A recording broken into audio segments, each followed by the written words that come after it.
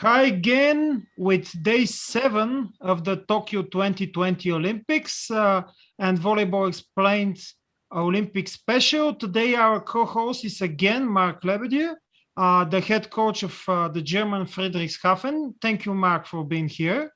Great to be here, as always. Today we're going to talk about the fourth round in the men's tournament, and we had today the following results. Let's start in chronological order with Canada against Venezuela 3-0. Then Brazil is back with a win against the US team with 3-1. Then Poland beat the host from Japan 3-0. A bit of a surprise that it could have been a big shocker there with Tunisia leading 2-0 against Argentina, but the Argentinian team at the end succeeded in winning 3-2. Then Italy beat Iran 3-1 and actually guaranteed a place in the quarterfinals.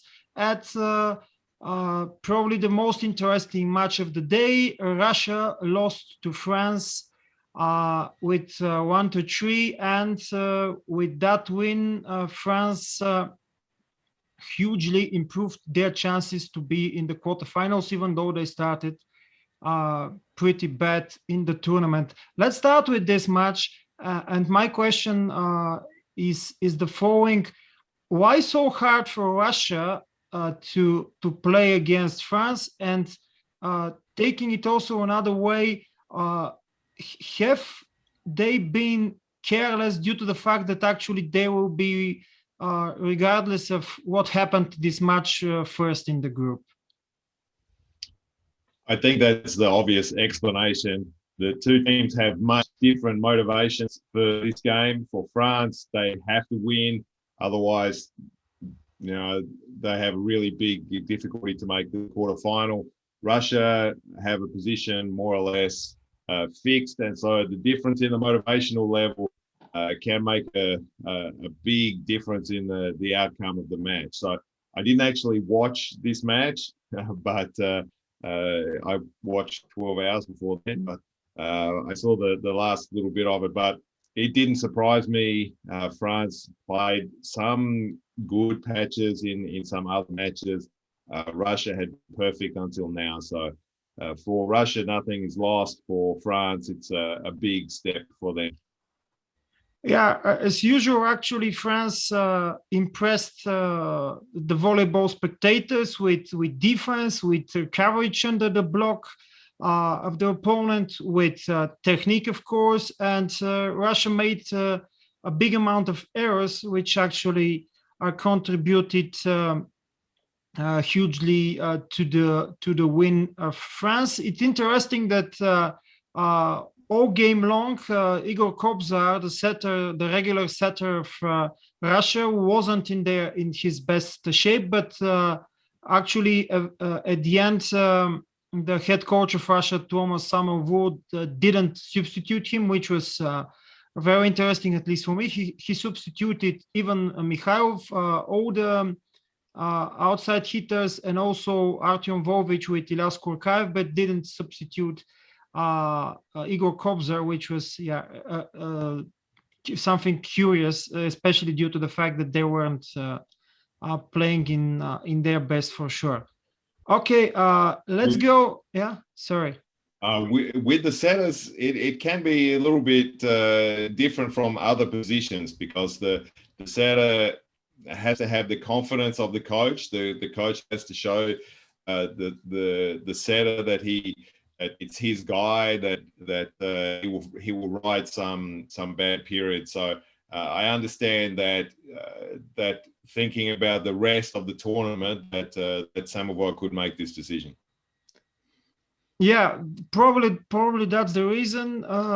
Still, I don't know. I still think that Pankov is also able to show a quality in his game. So probably he will be a a decent option in next matches. Actually, the next match, the last match in the group stage for Russia, is the match against the team of Tunisia. So probably they will win with 3 points, and they will be first. They will top the group.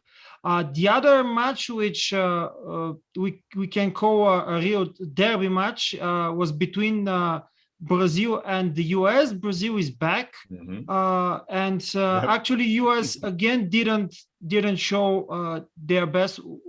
Why do you think US struggles in a way, and actually they are not even sure that they will qualify for the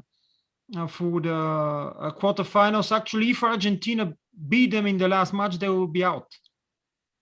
Yeah, it's the last match will be a really tense match. This was the game that I watched really closely. I spent a lot of time on this one also during the afternoon. The US started really well, really strong serving, and Brazil, the way they played the last matches, which means terrible. But it seemed to me like from the moment that they were 0-5 in the first set, the players said, okay, we have enough of playing bad. Now we just play maximum, and we will turn it around. And they went from 0-5 to 6-6 or something. And they played, even the first set, they should have won this set. So they played much, much better. They had good performances from all of the outsides. Wallace started really slowly, and also in the tournament before today, he was the worst opposite in the tournament from points, from percentage. So he improved. The other outsides were really good. Bruno started to look like the player that he is. For the US, I think the Brazilians made some moves with their block to try to control the middle of the court a little bit. The US have such a big reliance on the first tempo and the pipe, and Brazil, they didn't stop it, but I think they made Christensen think about his options in a different way, and this was the first thing. And US had really big problems to side out from high ball situations, and that's what you need to do in this tournament if you have a chance to win, because 30 or 40% of the side out situations are going to be high balls. What do you think is the reason for the US team lacking quality? Is it the fact that Russell is not there, or something different? There's no question that Russell is a really good player. If he was at his highest level, he would be a starter, and the US team would have a lot more confidence. They would have a lot of more. They would have more options. It's a little bit. In some way, I don't understand it. I think that DeFalco is playing perfectly okay. There's nothing. He has some moments in reception, but Russell is also not a good receiver. When Russell is playing, Anderson receives in 3 rotations. So it's not that they lose something in reception. Maybe it's the confidence. The middles weren't very good today. Holt, especially in serve, the middles couldn't build any pressure with their serve. So I don't think that there's nothing that I can put my finger on and say the US have this problem, and if they can fix this, they will be better tomorrow. They have good players, and we saw France, we saw Brazil play the worst volleyball you've ever seen one day, and 2 days later they are gold medal favorites. So if the US can win against Argentina, we can say the same thing about them. Yeah, actually, I remember that during the World Championship 2018, they even received in rotation with the setter in position 3 with Anderson instead of Russell, and Russell attacking in position 1 from second row. Okay, probably that's enough. It's really a strange thing. I think also that they are lacking a second middle blocker on a very high level, but I don't think this is that of a reason, and thus actually this doesn't make that of an impact on the game of the US team. So probably let's say that just Brazil and Russia were better, and probably this is the main reason for them losing. Okay, the third match also pretty interesting match with some amplitudes for both teams. Italy against Iran. Italy beat 3-1, but during the match there were a lot of substitutions with all these amplitudes and changes made by the coaches, having a big impact on the game. With Juan Turena having a great game, but also Iran showing that Maruf and Ghafour are not the only weapons of the team, with the reserve setter and opposite Karimi and Kazemi playing. What do you think about the result? And actually, in the last match, let's say that Iran is facing Japan, and the winner in this match will qualify for sure in the quarterfinals. For Iran, it's a difficult situation after winning against Poland. I think they would expect something different. I think they played more or less well in the other matches until today. With the change of the opposite, for example, both of these guys are good players. Kazemi played the whole of the VNL more or less, and he was very good. Karimi played a lot in World Cup 2019, so that they can play a very good level is not a surprise. I think the change in the match was a little bit more on the Italian side.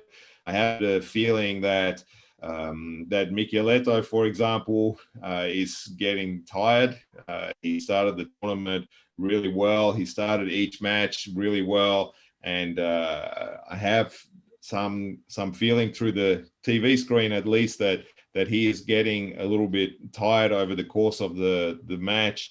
And the last two matches against Japan and against Iran was the third set that they lost after building the lead. So the changes that Italy are able to make were positive for them. Juan Turena was amazing. I think for me, he is still the best player in the world when I watch him, and his ability to control the match, to find the moments and the right solution in serve, in reception, in attack, whatever that is. He's the center of that team, and it was really a joy to watch him play today. Probably let's mention also that, at least in my opinion, Zaitsev is also not making his best tournament for sure. And talking about the second Iranian setter, I would say that when the reception is out of system, when Iran is playing out of system due to the fact that he's taller, he has bigger problems to set in the most precise way, and probably that is also something that could be improved in his game. Okay. He's not the level of Maruf, so there will be, and the difficult moments, the difficult situations are where you see the difference in the level. So when the reception is perfect, all setters are good because they can do whatever they want. It's the difficult situations, it's the solutions from bad reception, from different body positions, playing against the block. These are the difference between the very good and the best setters, and it's not a surprise that Karimi is not Maruf. Yeah, very few setters are actually on the level of Maruf, so this is not a surprise for sure. Okay, yes. Japan, Poland beat 3-0. In all sets, Japan won over 20 points, but still I would say that it not too much of a sweating for the Polish team in this match. Again, I would like really to emphasize that distribution of points between Leon, Slivka, Kurek, Kochanowski, and Bienek. Only Bienek has one digit amount of points, but they are 9. All the other players have 11 or more points in their bag. So really good job by both Gizga and Lomac, who entered as a part of the double substitution. And just like Iran, Japan will face them in the last match, and the winner will qualify for the quarterfinals. Okay, probably also the last two matches we mentioned, of course, that Argentina beat Tunisia 3-2, and in the first match of the day, Canada beat Venezuela 3-0. And actually, it is interesting that Canada is in the quarterfinals, even though they have only 2 wins. And this is because of the fact that even if they lose 3-0 in the last match against Poland, with Japan and Iran playing each other, it's not possible for both teams to overtake Canada. So Canada will be for sure in the quarterfinals, even though most probably, actually, I'm not sure if this is not for sure, that they will be fourth if they lost to Poland. What are your expectations from the last round in the group? For example, let's say probably the most interesting match in terms of who will qualify is USA Argentina. This is the big match in the last round. It's the one match that it's the match between more or less big teams that will decide a position. The US and Argentina have some history. Argentina have won some important matches against USA in the World Championships, in World Cup, and so I think they are playing really close to their best level. Checo is playing really well. Conti is not 2015 Conti, but he's doing a good enough job that they are able to compete. And for sure, they will not be scared of the USA. USA will be really nervous, but they have a lot of quality too. So I think this should be the match of the tournament in the first round at least.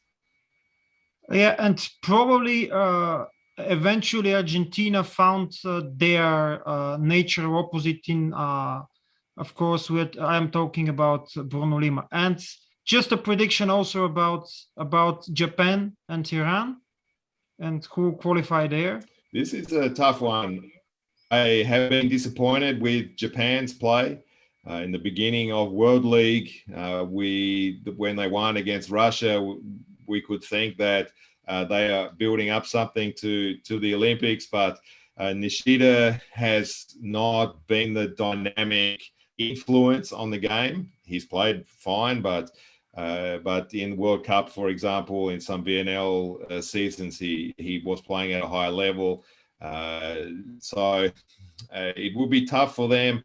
I think that Iran somehow have more experience, and I think they might win this game. Okay, thank you again for your expert opinion in Volleyball Explained Olympics Special. And I hope that you are going to enjoy even more interesting matches in the last round of the group stage, and also in quarterfinals, semifinals, and of course the final. I also again